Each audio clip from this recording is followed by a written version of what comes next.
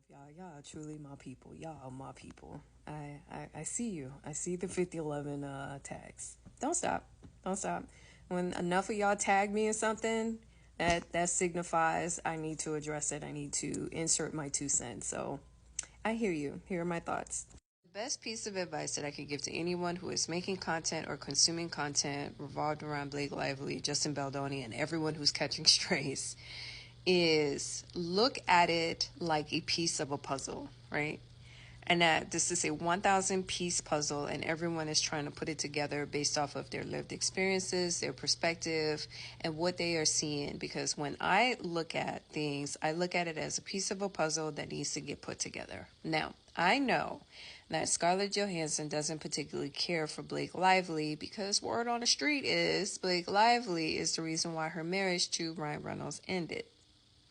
The other piece of that puzzle is Ryan Reynolds don't particularly like ambitious women and women who are more successful than him, because at the time when Ryan Reynolds and Scarlett Johansson was married, Scarlett Johansson was the bigger name. He was on the DC side, she was on the Marvel side, and Marvel was bringing in that serious money, right? At the time, Scarlett Johansson was bankable. What I mean by bankable, I'm talking about she was the much bigger name in that relationship. Now, we have all seen, and if you have not seen firsthand, just watch any Deadpool movie.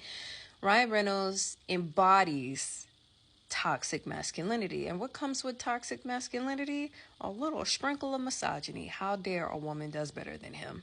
Now, there's video clips on YouTube that says that Scarlett Johansson refuses to attend any event where Blake Lively is going to be in attendance. And then that made me pause. I was like, I've never seen Scarlett Johansson at a Met Gala. That is so true. And the reason why she didn't return back to Marvel, despite the issues that she had with Disney that's been resolved, and she got her money, is because Ryan Reynolds got moved over to Marvel, and she does not want to work with him. We all know he toxic as fuck, despite the fact that he only sexually harasses men. Are you picking up what I'm putting down? Okay, another piece of the puzzle is Scarlett Johansson is set to make a directorial debut, and Justin Baldoni is the executive producer of her movie, and Wayfield Production has a piece of that pie. So how does that tie into Blake Lively? Because you would think it's been 13 years. Why would Blake Lively have beef with Scarlett Johansson? She was the one who stole her husband, right? Maybe. But if you run a psychological profile on Blake Lively, one of the key elements is she is painfully insecure. What are you talking about, Marie? Okay, here's another piece of the puzzle. Everyone around her who has started around the same year as her or later has moved on to have some type of acclaim, right? Her husband is actually an Emmy Award winner. Anna Kendrick, who she co-stars with in The Simple Favor 2, is an Oscar Award winner, and she has directed a movie. If you've never seen Woman of the Hour, I highly recommend it. You want to talk about your anxiety level going up? Because it's a movie about a serial killer, but it's shot from the female gaze. Very, very good movie. It's on Netflix. Scarlett Johansson has received 2 Oscar Award nominations, while Blake Lively has received 0. As a matter of fact, in her 20-year career, Blake Lively has never won a reputable award. She's won like 2 or 3 Kids' Choice Awards, but if you kind of rack and stack, you know, Golden Globe, Oscar, MTV Movie, VH1 Movie. And it's kind of sad, right? Because she's been in the industry for over 20 years and she's only received 24 nominations. That's abysmal.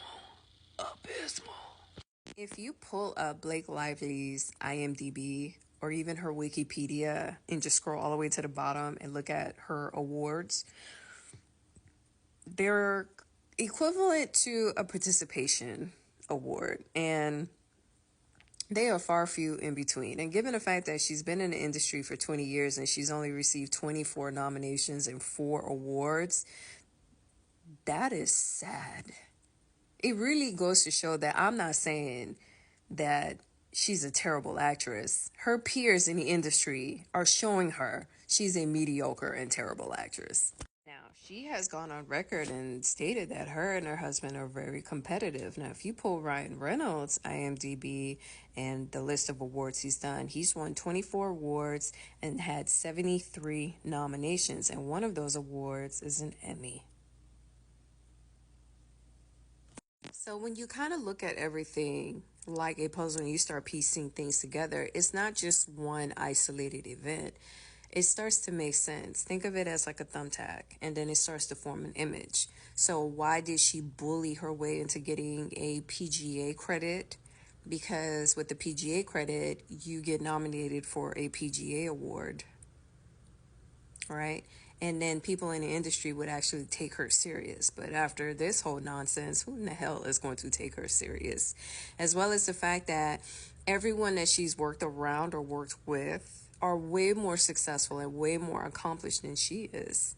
And given the fact that she is very sensitive to her public image and public persona, this is why she's crashing out. This is the most expensive crash out that I've ever seen. So she thought that she would bully her way into Justin Baldoni's movie, steal the movie, hijacked all of the credibility and the accolades that it could have, except in her mind, she thinks that she is an Oscar award-winning actress. In reality, she's just a garbage, mediocre actress who could not act her way in a kindergarten school play. But let me know what you think.